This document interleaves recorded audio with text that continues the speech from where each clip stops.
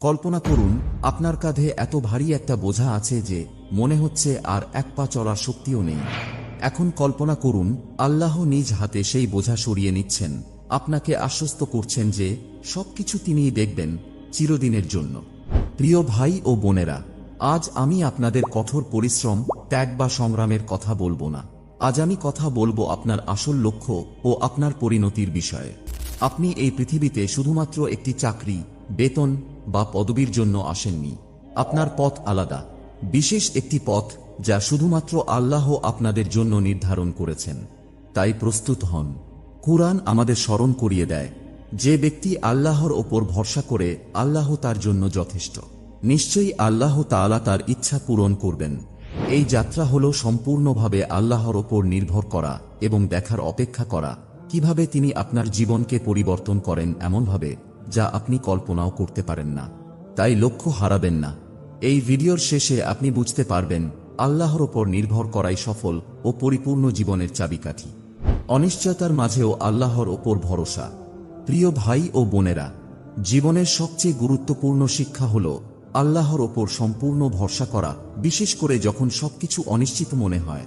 তাওয়াক্কুল বা আল্লাহর ওপর ভরসা করার অর্থ এই নয় যে আমরা কিছুই করব না, বরং এর অর্থ হল নিজের সেরাটা দেওয়া আর মনের ভেতর গভীর বিশ্বাস রাখা যে আল্লাহর পরিকল্পনাই সর্বোত্তম। কুরআনে আল্লাহ বলেন, তারা পরিকল্পনা করে আর আল্লাহ পরিকল্পনা করেন, আর আল্লাহই সেরা পরিকল্পনাকারী। একটু ভাবুন, আমরা কতবার এমন বিষয় নিয়ে দুশ্চিন্তা করি যা আমাদের নিয়ন্ত্রণের বাইরে। ক্যারিয়ার, অর্থ, সম্পর্ক, আমরা যেন এইসব কিছুর ফলাফল নিজেদের হাতে রাখতে চাই। কিন্তু প্রকৃত শান্তি, প্রকৃত সমৃদ্ধি তখনই আসে যখন আমরা আমাদের দুশ্চিন্তাগুলো আল্লাহর হাতে সঁপে দিই। নবী আইয়ুব আলাইহি ওয়াসাল্লামের গল্প আমাদের কি শেখায়? তিনি প্রচণ্ড কঠিন পরীক্ষার মুখোমুখি হয়েছিলেন। সম্পদ হারিয়েছেন, অসুস্থ হয়েছেন, পরিবার থেকেও বিচ্ছিন্ন হয়েছেন। কিন্তু তবুও তিনি আল্লাহর প্রতি বিশ্বাস হারাননি। ধৈর্য ধরেছিলেন, আল্লাহর ওপর ভরসা রেখেছিলেন। আর শেষ পর্যন্ত আল্লাহ তাকে সীমাহীন পুরস্কার ও বরকত দান করেন। এটাই সত্যিকারের শিক্ষা। যখন আপনি আল্লাহর ওপর ভরসা রাখবেন, এর অর্থ এই নয় যে জীবনে আর কোনো পরীক্ষা আসবে না, বরং এর মানে হল যে পরীক্ষা আসবে তা আপনি শান্ত মনে গ্রহণ করতে পারবেন, কারণ আপনি জানবেন আল্লাহ সবকিছু নিয়ন্ত্রণ করছেন। স্মরণ রাখুন, আপনি কখনোই একা নন। যিনি আপনাকে সৃষ্টি করেছেন তিনি জানেন আপনার জন্য কোনটি সবচেয়ে ভালো, ইভেন যদি আপনি এখন তা বুঝতে না পারেন। ধৈর্য ধরলেই পুরস্কার আসে। আপনার জীবনে কখনো এমন হয়েছে কি সবকিছু কঠিন হয়ে উঠেছে, কিন্তু পরে দেখেছেন সেই কষ্টই আপনাকে আরো বড় নিয়ামতের দিকে নিয়ে গেছে? প্রিয় ভাই ও বোনেরা, আল্লাহ আমাদের প্রতিশ্রুতি দিয়েছেন যে কোনো কঠিন পরিস্থিতি যদি আমরা ধৈর্যের সঙ্গে মোকাবিলা করি তাহলে তার প্রতিদান হবে অকল্পনীয় পুরস্কার। এই বিষয়টি বোঝার জন্য সবচেয়ে সুন্দর উদাহরণ হল নবী আইয়ুব আলাইহি ওয়াসাল্লামের জীবন। কুরআনে আল্লাহ বলেন, নিশ্চয়ই আমি তাকে ধৈর্যশীল হিসেবে পেয়েছি। কতই না উত্তম বান্দা সে সর্বদা আল্লাহর দিকে ফিরে আসত। নবী আইয়ুব আলাইহি ওয়াসাল্লামের জীবন শুধু একটি পরীক্ষা ছিল না, এটি আমাদের জন্য একটি শিক্ষা। তিনি সম্পদ হারিয়েছেন, অসুস্থ হয়েছেন, এমনকি তার পরিবার থেকেও বিচ্ছিন্ন হয়েছেন। তবুও তিনি কখনো অভিযোগ করেননি বা আল্লাহর প্রতি বিশ্বাস হারাননি, বরং তিনি বলেছিলেন, নিশ্চয়ই কষ্ট আমাকে স্পর্শ করেছে আর আপনি সবচেয়ে দয়ালু, পরম দয়াবান। এখন নিজের জীবনের দিকে তাকান। আমরা কতবার ধৈর্য হারাই যখন সবকিছু আমাদের ইচ্ছা মতো হয় না। চাকরি পাওয়ার দেরি, অর্থনৈতিক সংকট, ব্যক্তিগত সমস্যা, এসব মুহূর্তে আমরা ভুলে যাই যে আল্লাহর পরিকল্পনাই সর্বোত্তম। নবী আইয়ুব আলাইহি ওয়াসাল্লাম আমাদের শিখিয়েছেন, আল্লাহর ওপর ভরসা রেখে ধৈর্য ধরলেই বরকতের দরজা খুলে যায়। শিক্ষাটা খুব সহজ। যদি ধৈর্য ধরে আল্লাহর ওপর বিশ্বাস রাখেন তাহলে আপনার প্রাপ্তি হারানোর চেয়েও অনেক বেশি হবে। আপনার রিজিক, শান্তি ও সাফল্য সবকিছুই ইতিমধ্যে আল্লাহ লিখে রেখেছেন। এখন শুধু আপনাকে ধৈর্য ধরে অপেক্ষা করতে হবে এবং আল্লাহর পথনির্দেশনা অনুসরণ করতে হবে। আল্লাহর কাছে আত্মসমর্পণ। আপনি যখন সবকিছু করে ফেলেছেন, যখন আপনার সামর্থ্যের শেষ বিন্দুটুকু দিয়ে চেষ্টা করেছেন, তখন একটা মুহূর্ত আসে যখন আপনাকে সবকিছু আল্লাহর হাতে ছেড়ে দিতে হয়। এটা হাল ছেড়ে দেওয়া নয়, বরং এটা সর্বোচ্চ আস্থার প্রকাশ।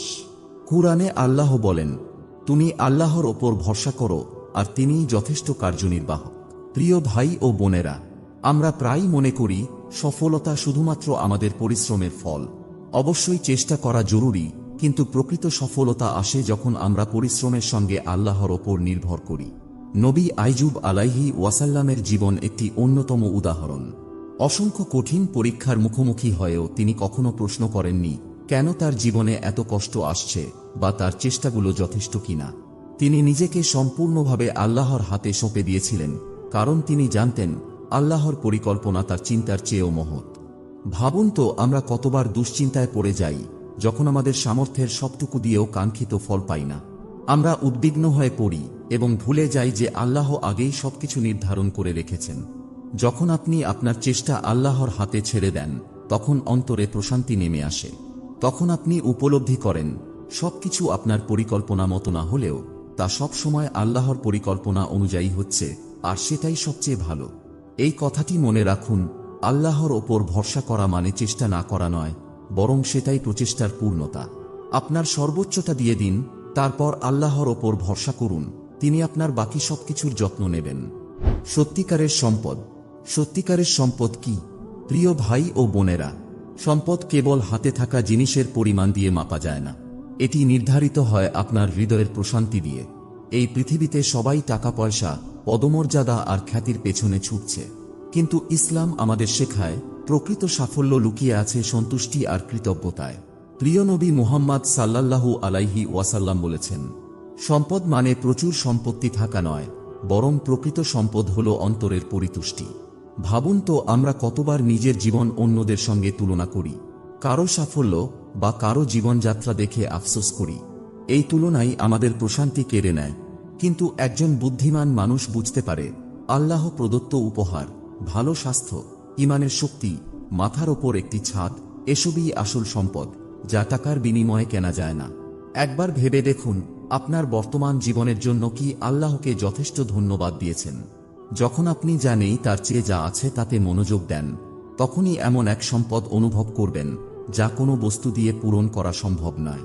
সন্তুষ্টি মানে চেষ্টা বন্ধ করা নয়, বরং এটি আল্লাহর পরিকল্পনার উপর বিশ্বাস রাখা, জেনে রাখা যে তিনি ঠিক সময়ে আপনার জন্য যা ভালো সেটাই দেবেন। কৃতজ্ঞতাই বরকতের চাবিকাঠি। আজ আমরা এমন একটি শক্তিশালী বিষয় নিয়ে কথা বলবো যা অনেকেই উপেক্ষা করি, সেটা হলো কৃতজ্ঞতা। প্রিয় ভাই ও বোনেরা, আপনি যখন সত্যিকারের কৃতজ্ঞ হন, যখন আল্লাহর দেওয়া নিয়ামতগুলোর স্বীকৃতি দেন, তখন আল্লাহ আপনাকে আরো বেশি দেন। কৃতজ্ঞতা কেবল একটি অনুভূতি নয়, এটি আল্লাহকে স্মরণ করার এবং তার অনুগ্রহকে স্বীকার করার একটি অবস্থা।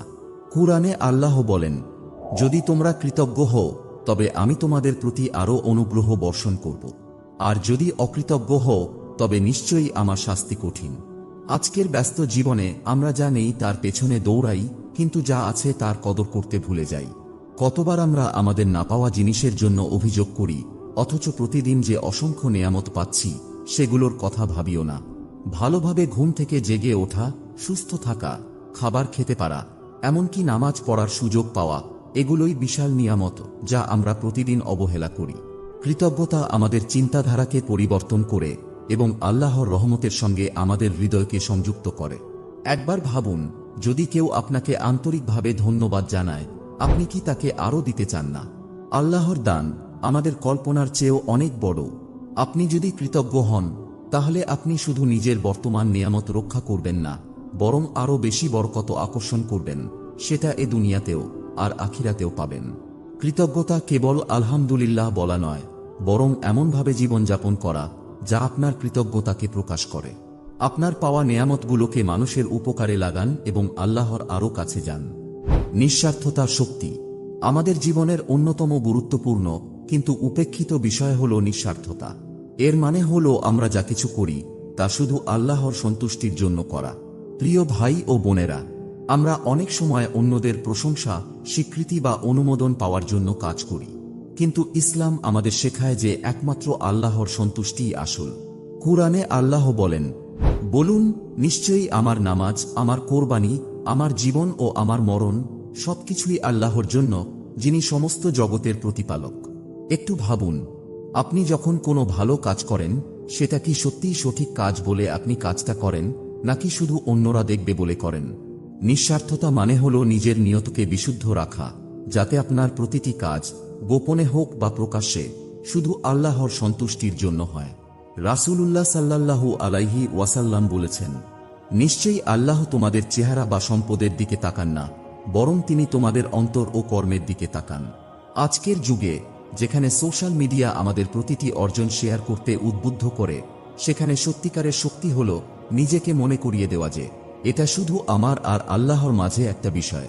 নিঃস্বার্থতা আপনার আমলগুলোকে রক্ষা করে, সেগুলো কবুল হওয়ার সুযোগ বাড়ায় এবং এমন এক মানসিক প্রশান্তি দেয় যা কোনো দুনিয়াবি স্বীকৃতি দিতে পারে না। অটুট বিশ্বাসের শক্তি। আমাদের জীবন পূর্ণ হতে পারে কষ্ট, পরীক্ষা এবং ভুল বোঝাবুঝিতে, কিন্তু যারা ধৈর্য ধরে টিকে থাকে তারাই আসল বিজয়ী। প্রিয় ভাই ও বোনেরা, জীবন আপনাকে পরীক্ষা করবে, মানুষ আপনাকে ভুল বুঝবে এবং জীবনে কঠিন সময় আসবেই। কিন্তু প্রকৃত দৃঢ়তা হল এই সমস্ত চ্যালেঞ্জের মাঝেও আল্লাহর সাথে সংযুক্ত থাকা এবং নিজের লক্ষ্য থেকে বিচ্যুত না হওয়া। কুরআনে আল্লাহ বলেন, ধৈর্য ধরুন, নিশ্চয়ই আল্লাহর প্রতিশ্রুতি সত্য। আর যারা দৃঢ় বিশ্বাসী নয়, তারা যেন আপনাকে হতাশ না করে। আজকের বিশ্বে হতাশা সহজেই গ্রাস করতে পারে, বিশেষত যখন মনে হয় সবকিছু আপনার বিরুদ্ধে যাচ্ছে। কিন্তু দৃঢ়তা মানে কখনো না পড়ে যাওয়া নয়, বরং প্রতিবার পড়ে গিয়ে আবার উঠে দাঁড়ানো। কেন জীবনের প্রতিটি পরীক্ষা গুরুত্বপূর্ণ? আল্লাহ কাউকে তার সহ্য ক্ষমতার বাইরে পরীক্ষা করেন না।